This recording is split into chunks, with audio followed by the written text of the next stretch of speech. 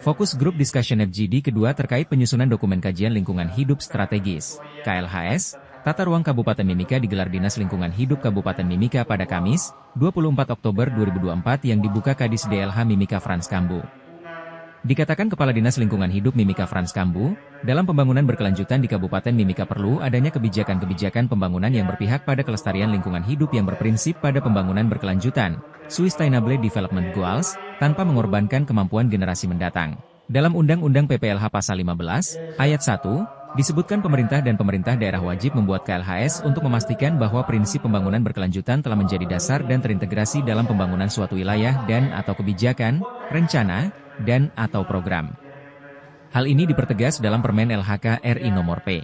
69 Tahun 2017 Pasal 3 bahwa Menteri, Kepala Lembaga Pemerintah Non-Kementerian, Gubernur, Bupati Wali Kota sesuai dengan kewenangannya wajib membuat KLHS untuk memastikan bahwa prinsip pembangunan berkelanjutan telah menjadi dasar dan terintegrasi dalam pembangunan suatu wilayah dan atau kebijakan, rencana dan atau program.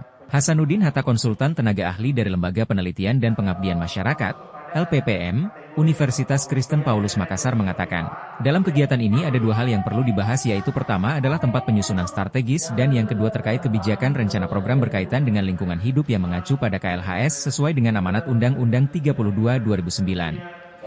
Jadi pada hari ini kita mengadakan konsultasi publik 2, ini merupakan kegiatan yang kelima dari beberapa kegiatan dalam penyusunan KLHS Perkota RDTR Perkotaan Kabupaten Kota Timika.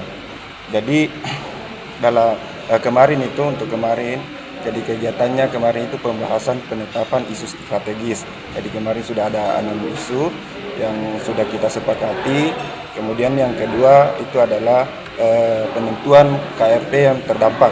Jadi dari 120 kajian kebijakan rencana program yang ada di dalam RDTR, itu terdapat 120 KRP yang terdampak. Kemudian kita tapis, melakukan penapisan dengan isu strategis yang sudah ada. Kemudian ada penapisan dari sesuai dengan peraturan dari KLHK, itu dari 120 fokus menjadi tinggal 20 KRP yang terdampak.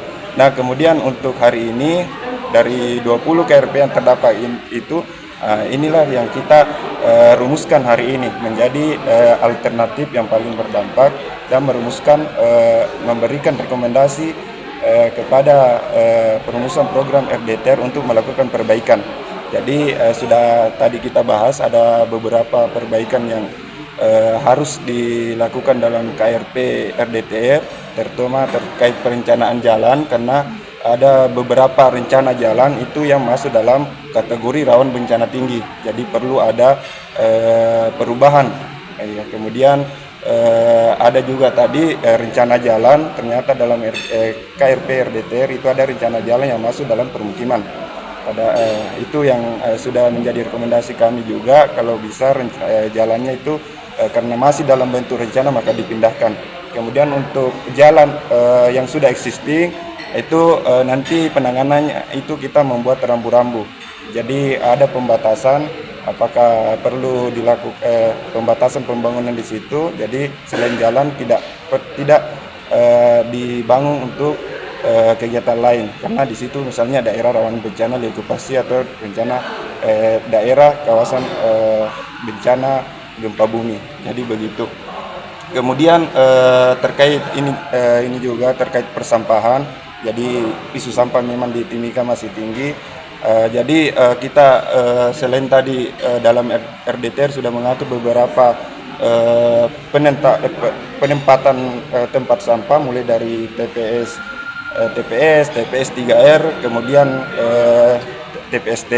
Jadi kita memberikan rekomendasi, ada beberapa rekomendasi yang kami masukkan bahwa kalau bisa TPS itu tidak terlalu berdekatan dengan permukiman karena memberi dampak berupa pencemaran udara dan lain-lain. Konsultasi publik yang kami harapkan untuk Pokja atau PD yang terlibat, isu-isu yang sudah disampaikan, yang kita diskusikan tadi kemarin, terus SPT yang sudah kita sebarkan diisi lalu disampaikan, karena KLHS yang kita bicara hari ini tentang ini, kita bicara 20 tahun ke depan, 2024 sampai 43. Jadi itu yang teman-teman proaktif, karena kita meletakkan dokumen ini, isu-isu ini untuk Mimika ke depan, 20 tahun ke depan.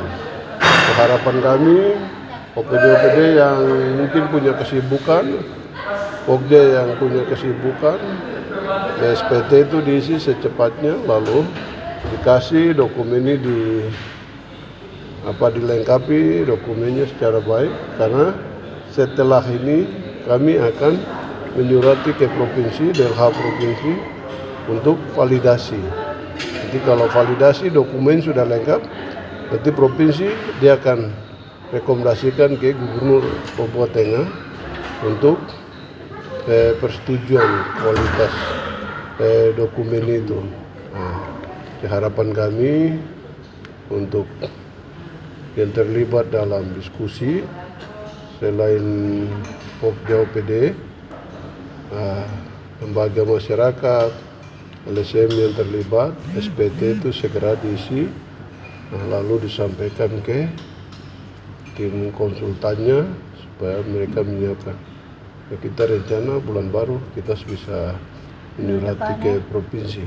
Bulan November kita menyurati ke provinsi.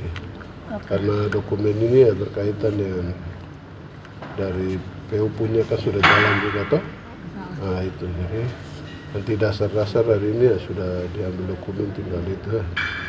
Itu jadi kita bicara Mimika hari ini, kita menentukan Mimika ke depan.